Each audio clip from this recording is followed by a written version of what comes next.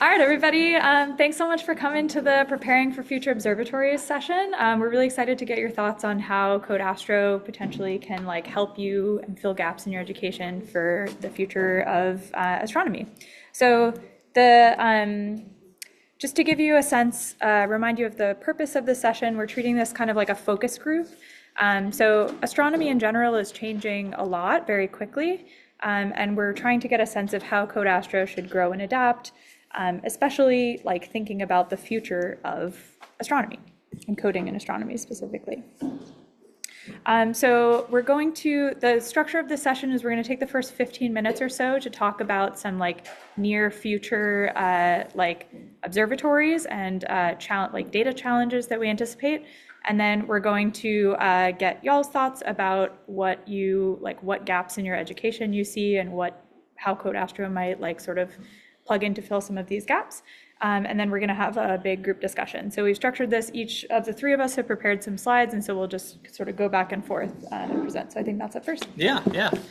Okay, yeah, so one of the first missions we wanted to talk about was Gaia. So if you're not familiar with Gaia, this is an optical telescope that has produced an all-sky survey of star positions, motions, and parallaxes.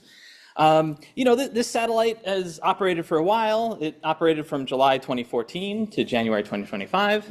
And currently, there is a catalog release out there that you can access, a Gaia catalog DR3. It contains about half of the mission data incorporated inside of it, and it contains 1.8 billion sources. So 1.8 billion of these position, motion, and parallax measurements, and that can be accessed via the Gaia archive, right? So why are we talking about this as a future mission?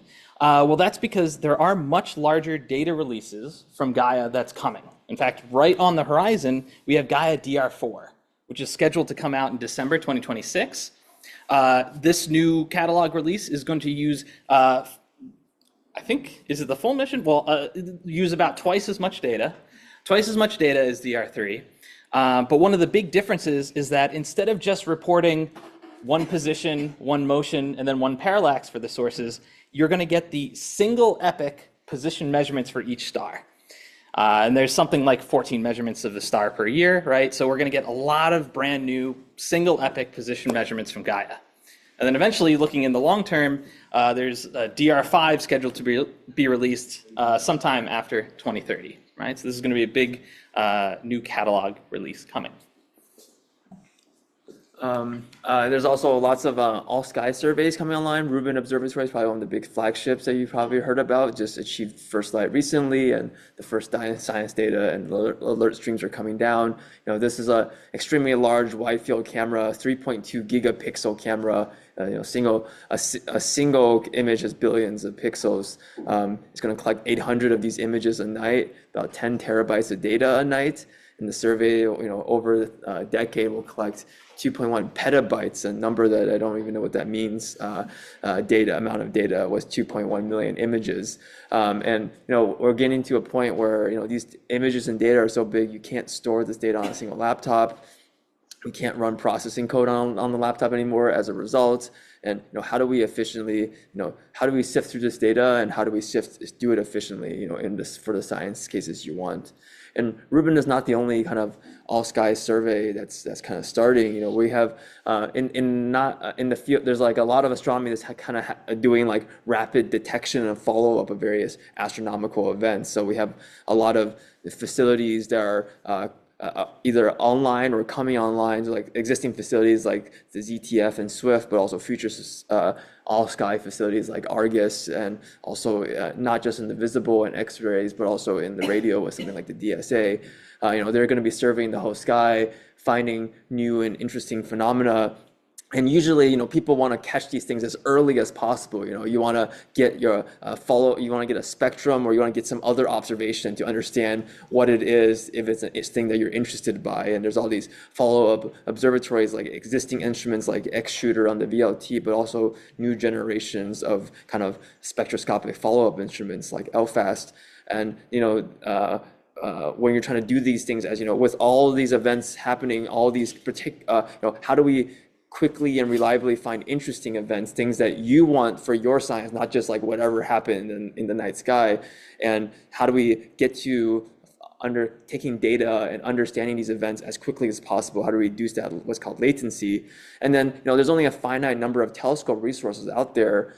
Each of these telescopes we build is a big investment for the community. How do we coordinate and most efficiently use all of these telescope resources to do rapid detection and follow-up of the most interesting sources, things that we don't expect. That's how discoveries often are made in astronomy.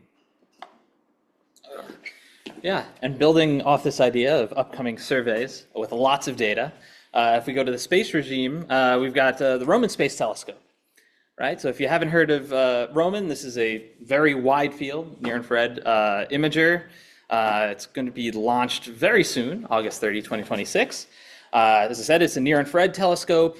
It's got a 2.4 meter diameter mirror, right? And the special thing about Roman is that in a single field, its field of view is 0.28 square degrees on the sky, right? That's 200 times larger than HST WIFC-3IR, right? So this thing's going to launch. It's got a 5-year primary mission.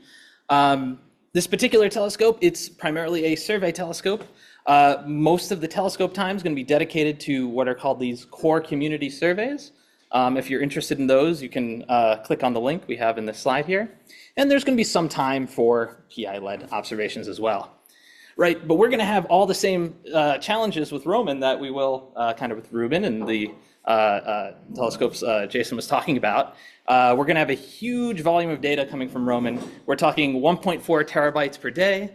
And the stat I saw was that over 5 years, Roman would produce 20 petabytes of data. Right? So this is huge, such a huge volume of data that this isn't going to be something for the vast majority of cases that we're going to be able to work on our own laptops and our own research machines. So we're going to have to work on the data in another paradigm, another way. Yeah, so like right after Roman, we're going to have yet another space telescope working in the optical and infrared. The Lazuli Space Observatory has a wide field camera like Roman, but also will have a optical infrared integral field spectrograph to take images in spectra, and also a extrasolar chronograph to try to do exoplanet imaging. We're kind of hitting kind of similar themes, but these observatories all have many themes, like trying to do like fast turnaround science, being able to quickly move your observatory to position to do the most interesting thing that is happening in the night sky, being able to take that data and quickly produce science products that we can use for interpretation to inform our next decisions. And also interesting for this telescope, how much of the telescope can be built with kind of off-the-shelf hardware components rather than very bespoke optics, like sometimes that happens with NASA missions. So this telescope was, despite all that, will have a large amounts of data and a large variety of data. And how do we best analyze and use that data quickly and maximize our scientific value? So another really big sort of explosion in the scientific world right now is stable high-precision Echelle spectrographs, which have been specifically used for extreme precision radial velocities. So the idea of this is to try to get repeated spectra of stars over various timescales, from very short timescales to very long, like even decades-long timescales, and eventually try to overcome stellar noise that adds uncertainty and correlated noise to these measurements in order to discover even ever smaller exoplanets. So some key technical challenges for this new suite of instruments is wavelength solution stability on both the hardware and the software side, making sure that you have like a constant ruler that you're measuring your wavelengths with respect to. And then also, as I mentioned, understanding stellar variability. This is a sort of interesting regime because we have very big data in the world of extreme precision radial velocities. We have lots of metadata, we have lots of telemetry, but we're currently not really using all of it. We're compressing like a spectrum plus maybe 100 calibration frames into a single radial velocity measurement, and then trying to understand stellar variability and look for planets with that single measurement. Another technical challenge is very complex pipelines. These instruments have a lot of like light bounces, and there are a lot of hardware components, and so writing a pipeline that actually produces a meaningful result and also can be maintained over time is really non-trivial. So here are just three examples of some extreme precision radial velocity spectrographs, but they're like on the order of like 20 of these nowadays, and new ones are still being built. Another general paradigm shift that we're witnessing that I think both Jason and Matt alluded to is data side computing. So in general, nowadays we have lots of data sets that are too big to download. So we're not going to be able to, you're not going to get the FITS file emailed to you or, on a hard drive, and then you can work on the data on your own computer. The data is not going to be able to be transferred to individual people. Moving into this regime, we're going to have to bring users to the data instead, put the data in one big place, and then have you do all of your computations in that environment. So we anticipate there will be plenty of educational gaps as astronomy moves into this new regime. Like running efficient code on high performance computing systems is probably something that is going to be new to many people, and we anticipate is not going to be part of like most graduate astronomy curricula. Also just cloud computing in general and remote environment management. And I've got some logos for two commercially available data side computing platforms that exist nowadays. Many of these have already started to be adapted for various challenges in astronomy, but I'm sure we'll see many, many more of these as these observatories mature. Yeah, and an example of one of these data side computing setups is what Roman is going to have. Roman is going to have this Roman Research Nexus, or RNN, which is a cloud-based platform to work on Roman data, exactly what Sarah was talking about. So the Nexus is going to provide a deployment of Jupyter Lab, a Jupyter Lab environment that runs on AWS, and you're going to need to use that in order to access Roman data and to run supported software. And exactly, the idea again, it's you want to bring the tools, the data, rather than the other way around, bringing the data to your own laptops, to your own tools. And exactly, a challenge with this, actually we saw this, the cycle one call for the Roman telescopes for investigators. They didn't just have to say, oh, okay, I need this amount of money in order to hire students or whoever to work with the data. I also need this number of AWS credits in order to run my analysis on the Roman Research Nexus. So this is kind of one of these educational gaps. It was certainly something I wasn't familiar with, and so this is something we're all going to have to learn. Yeah, on the ground, the same things are happening to Ruben. Ruben, like one of the things it's going to do is, looking for new things that are happening in the sky, things that are moving, that are not static. And a single one of these Ruben images will have maybe 10,000 quote unquote alerts, things that are different from their reference image. And many of these things could be like asteroids and things like that. That's what's marked in this example image.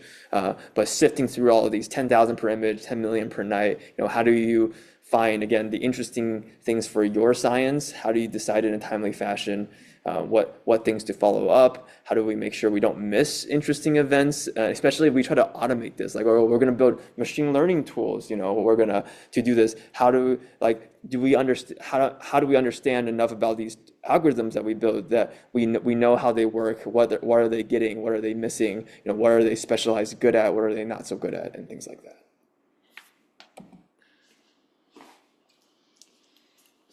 Yeah, in general too, I think this is not going to surprise anybody that we're really sort of already in this age of AI.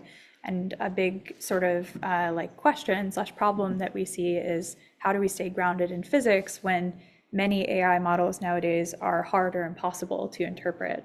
So we also think teaching things like, actually understanding large language models, looking at the underlying architectures and thinking about what transformers actually are, for example. And then also grounding ourselves in Bayesian statistics and modeling so we understand how confident we are in the result that you get, for example, and also, connecting back to what your actual expectation for the output was. All right, so as you can tell, we have thoughts about what we think the sort of educational gaps are, but really the purpose of the session is that we want to hear from you. So we're going to give you 15 minutes in small groups to discuss these questions. Don't feel like you have to restrict yourself to these questions. This is really just we want to hear what you want to tell us about the future of Code Astro. So we want you to assign in your small groups at least one recorder and one reporter role. So the recorder will take notes in this joint Google Doc. So to avoid some amount of chaos in the Google Doc, I think it would probably be best for every group to make its own tab. So you can just click the additional tab here and then just label it with your group number or name or whatever. And then the reporter at the end will come up to the front here and just briefly summarize the discussion for the big group. So we're going to do 15 minutes in these small groups. Then we'll do 10 minutes of the report out where the reporters will come to the front. And then at the very end, we'll leave some time for a big group discussion inspired by what you all talk about in your small groups. And feel free to merge into bigger groups if you want. So like if you just like a group of 2, you want to talk with maybe a group of 4 or 5, feel free to find a neighboring group and merge into a bigger meta group to talk about these things. And whatever you write down, we're interested to hear. Yeah. All right. So we'll give you 15 minutes starting now. Yes. All right, y'all. Thanks so much for your time taken to put together your thoughts.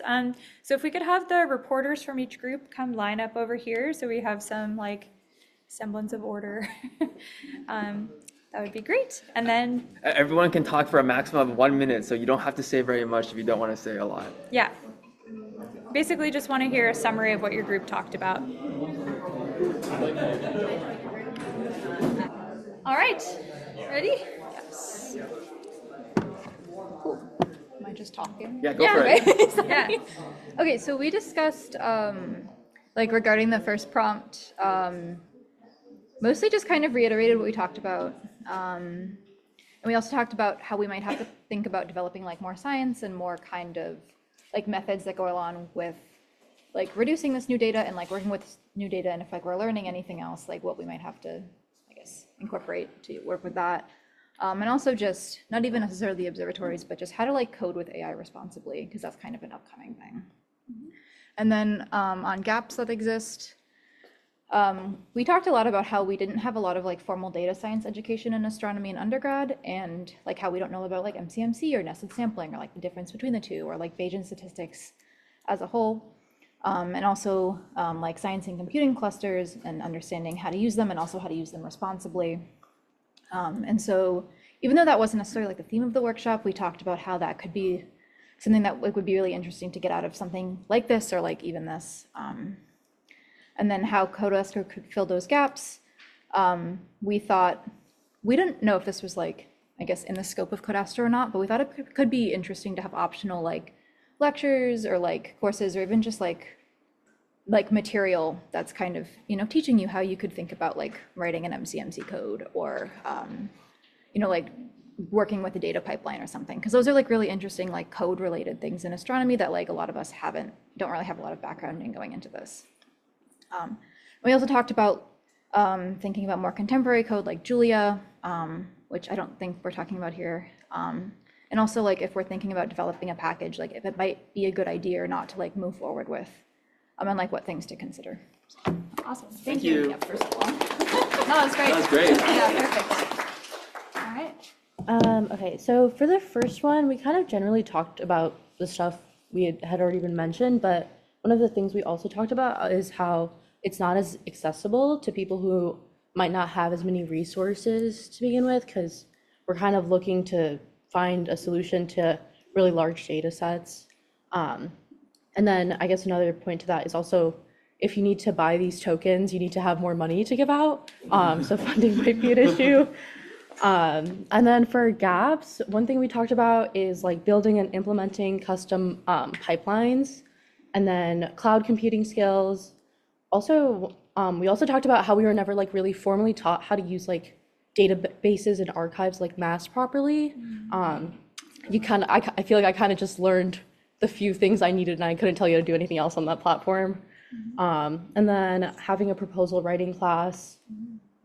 And then for the third one, we said like using the databases could be like helpful to learn for Code Astro, which might be a little easier to fit in the chunk of time. We also mentioned how maybe doing like an online mini series for things that aren't necessarily like coding, but you can easily follow online, or possibly expanding the workshop to have maybe like either a week and a half long one, if that's feasible, or or like multiple times a year, and maybe you can attend a specific one that might be catered to a specific topic. Awesome. Thank you. Thank you.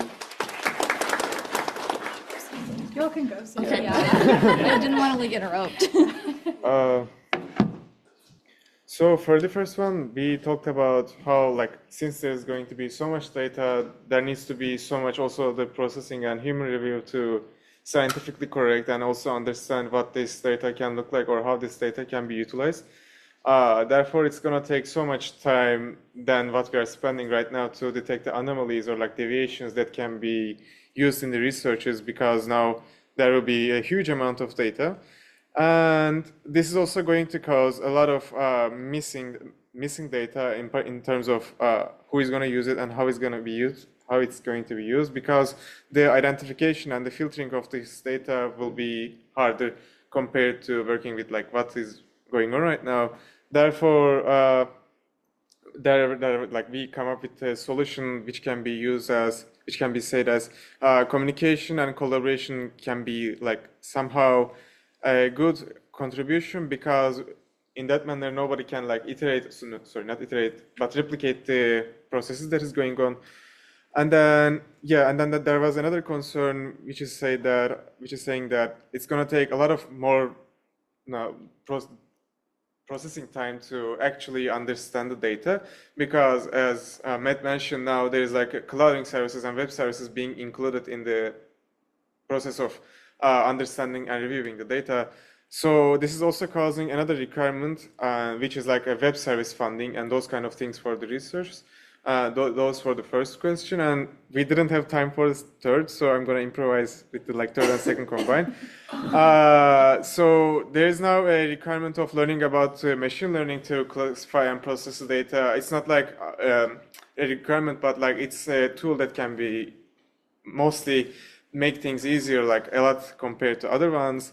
Therefore, like if you go a little bit deeper, we need to understand like the programming and the library applications better. Because most of the astrophysics classes or courses are not deeply going into fundamentals, so people need to understand things like Git or Git workflow from like different resources. And also, if we want to understand these kind of things, somebody said that we need to have a proper statistic course where we understand the basics and fundamentals to like data applications and then data reviewing. We talked about how we can actually also implement like a mathematical perspective, or how much we can go into that, and how, or if we can somehow implement real analysis into that. And something like a pure mathematics and something in between data can be really helpful to like have a basic standard that we said. And yeah, I guess that was pretty much it from our group as well. Awesome. Thank you.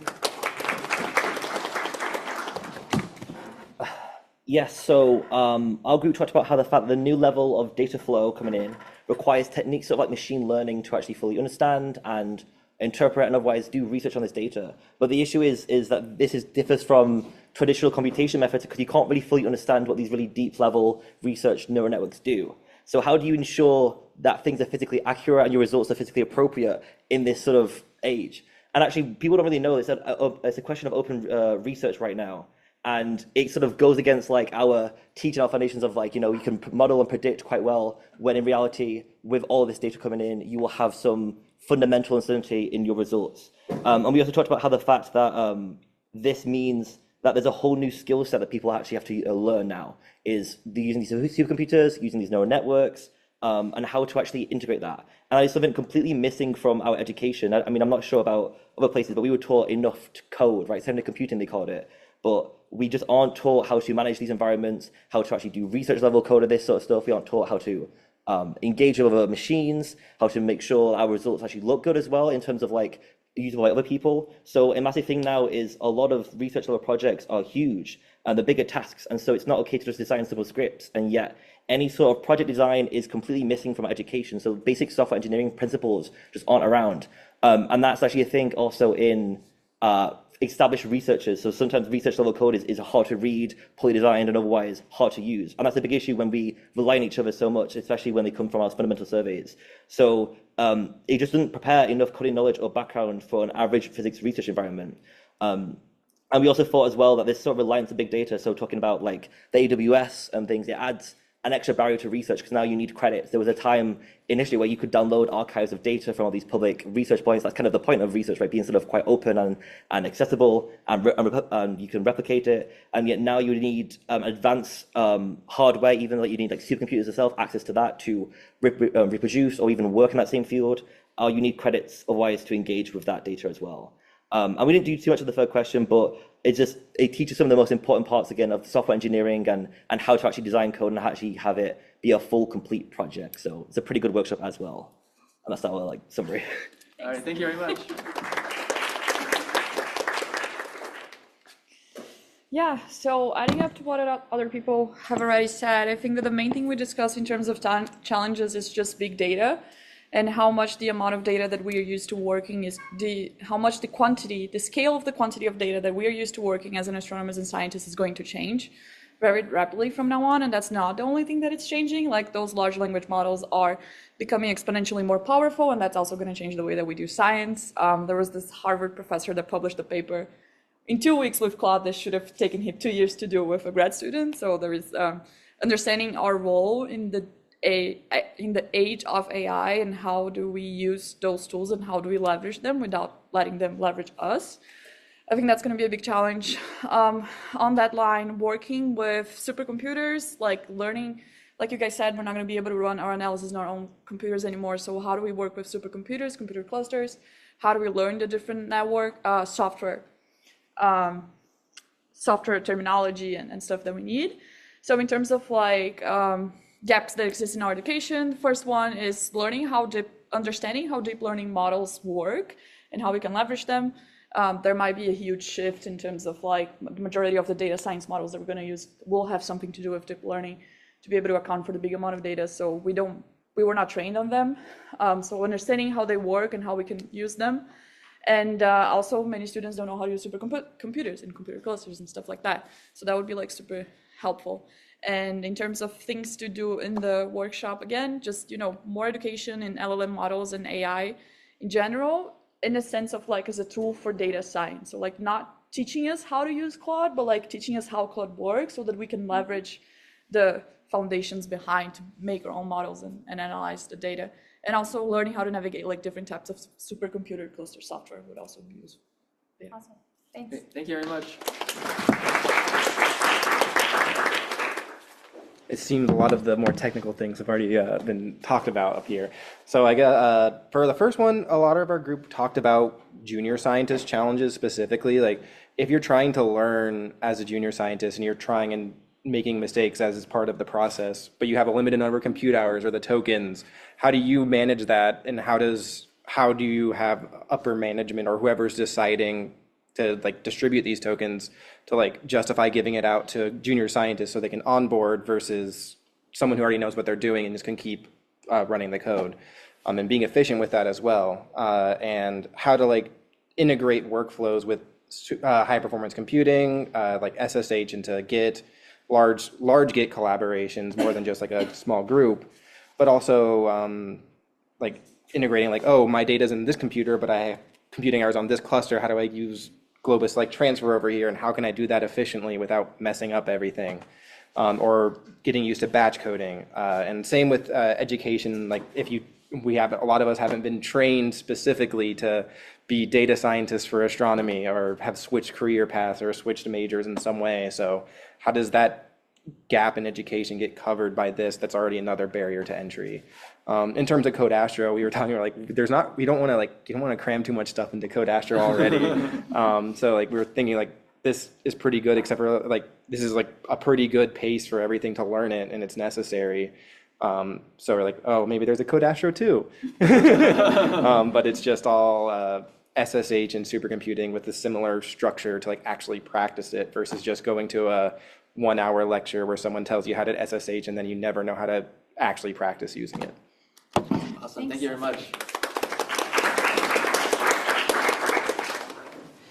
Yeah, so for us, the main challenges that we talked about, this is like more about like, I guess funding of like where these future observatories are like coming from, because like we were kind of talking about how like, it'll come, at least government funding will come from taxpayer dollars. And, it's kind of a little bit difficult to like sell that to like, somebody who might be struggling like financially to like say like, oh, hey, like here's some of your money that's going to go to like this like pursuit of knowledge stuff while you're kind of trying to pursue like, paying like, your bills and whatnot.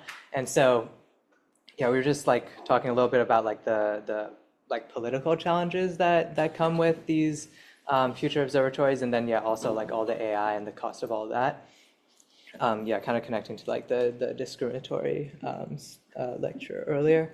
For the gaps, we talked actually a little bit about like how to write like a research paper, and like how to read one as well, because like I don't think like many of us were like taught that. Like we were taught how to like read and write, but that was like from like English class and stuff. So we know how to read like a novel and how to like write an essay about said novel. But then when you try and read like an actual paper, it's like formatted very differently, and then like writing it is also formatted quite differently. So yeah, that's a bit of a gap. And then also as like a group of undergrads, we weren't really sure like, there's some unknown unknowns, at least for us, having not done too many research projects. So we don't really know like, what we're gonna like stumble upon, like, and get tripped up on later on. So yeah, like maybe some stuff about like how the research process is and whatnot.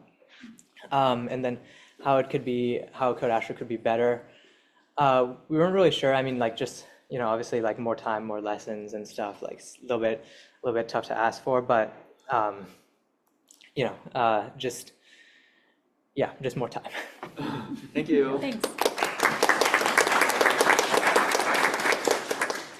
Yep, so a lot of what we talked about has kind of been mentioned, but I'm going to try and highlight the main things, which is we talked about how there's going to be lots of infrastructure for storing like the big data that is going to be coming from like Roman and Rubin, but we aren't necessarily going to have the skills ready to like have speed and efficiency of processing the data. And another limitation that's going to come up is if you want to use multiple data sets together and do comparisons, then if those data live in like different platforms, then how do you merge those when you can't host them locally? And in terms of gaps that exist in our education, one of the things that came up was data management, where we are kind of taught to like use existing catalogs, but we're not really taught explicitly in our classes on how to make catalogs of our own or how to manage data in like a organized and consistent way. And with more and more, with like the magnitude of data that we have in different specialized fields increasing, we are kind of losing multi-wavelength breadth, and we're kind of becoming more specialized in working in a limited wavelength regime. So with like Roman, you have so much data with Roman, you might just focus on staying in optical infrared and not really focus on not do multi-wavelength astronomy, which is something that is becoming more and more of a gap in education. And something else that came up was not a data access and how to use the amount of how to essentially like if things are going to be limited by credits, then that is going to impact learning if someone else can do that task more efficiently. And for the last question, we talked a little bit about having maybe aspects of data management be taught in Code Astro, as well as cloud computing and high performance computing in general. And we also talked about how statistics is something that we feel like we have as a shared gap in knowledge, and perhaps that some elements of that could come up in future workshops with like common methods, concepts, and how to apply certain statistical techniques in different situations. Yeah. Very awesome.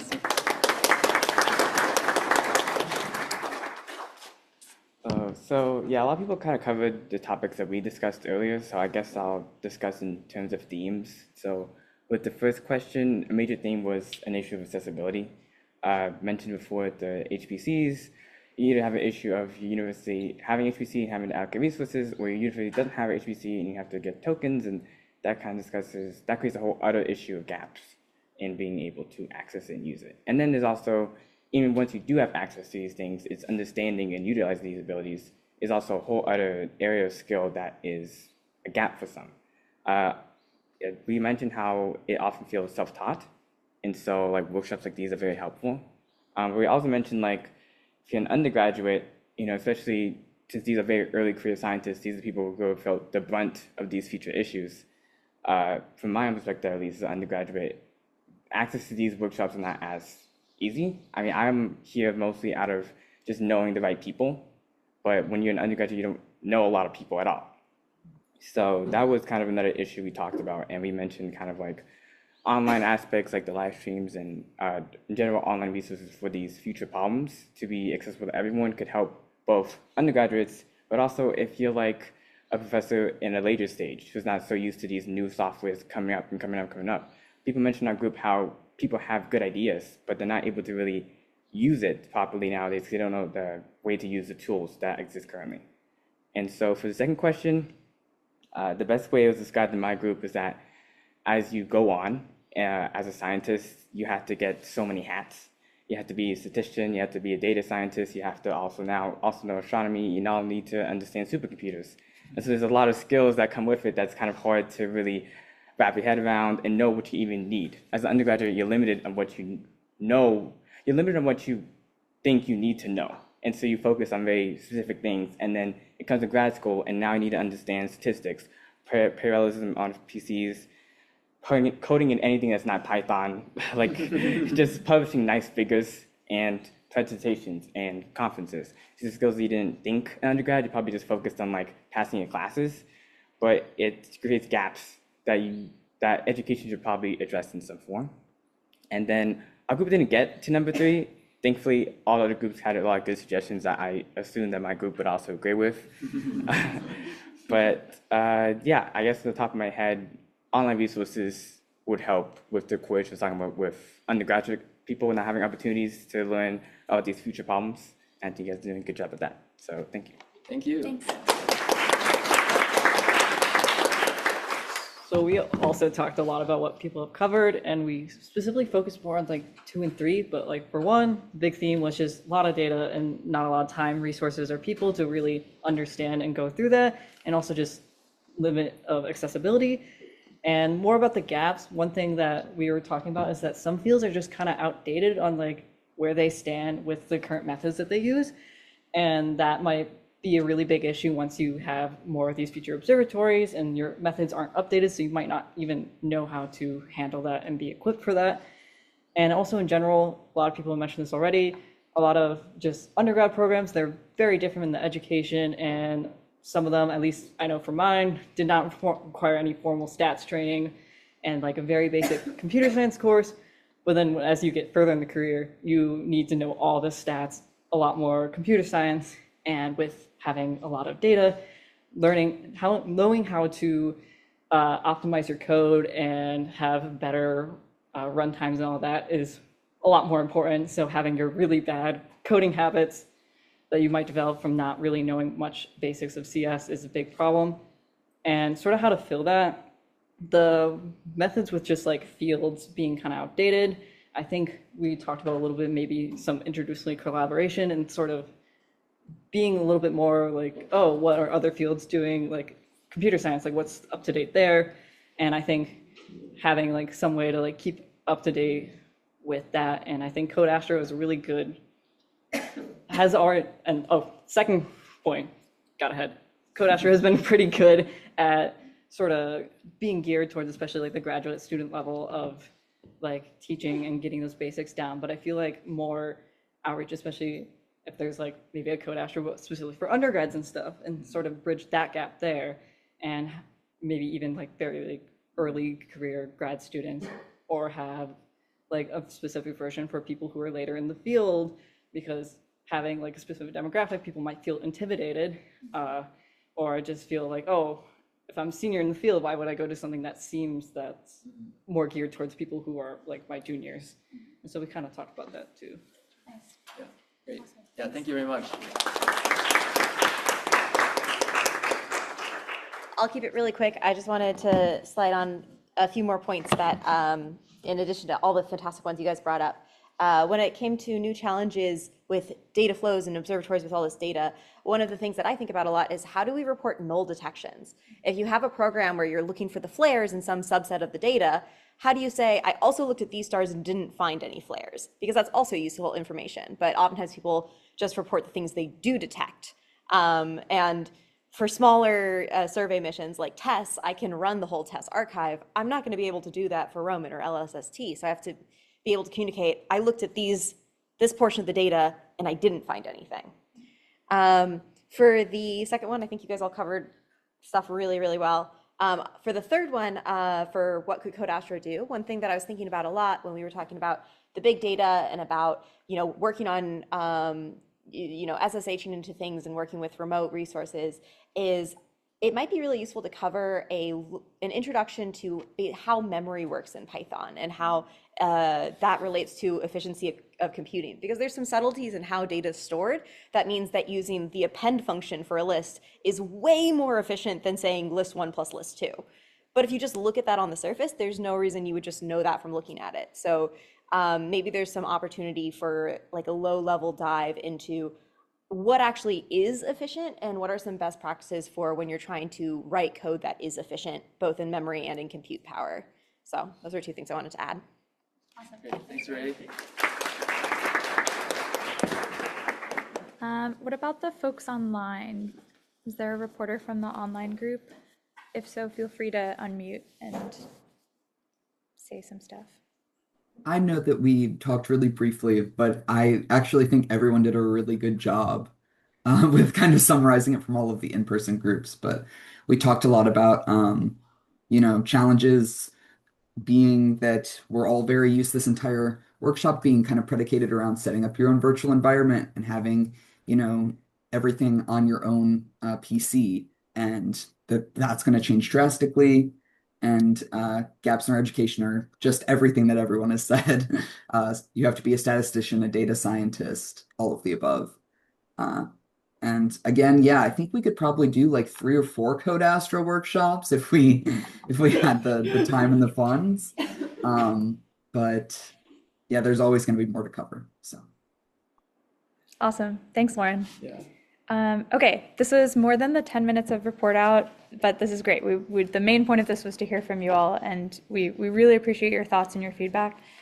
This notes document will stay available, so if you think of anything else, or if you want to add something in response to what you heard other participants say, please feel free to edit your replies.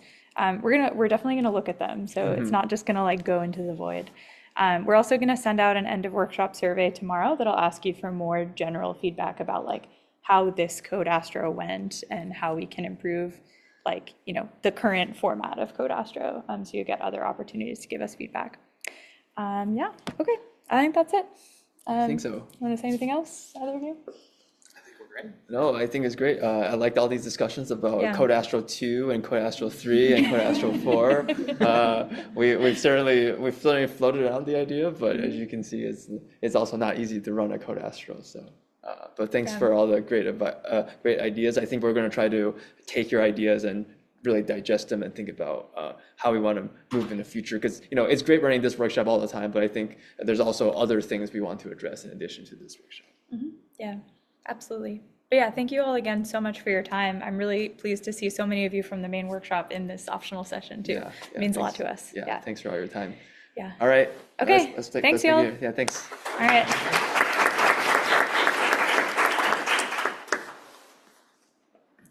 All right, thanks online people. We're gonna head out.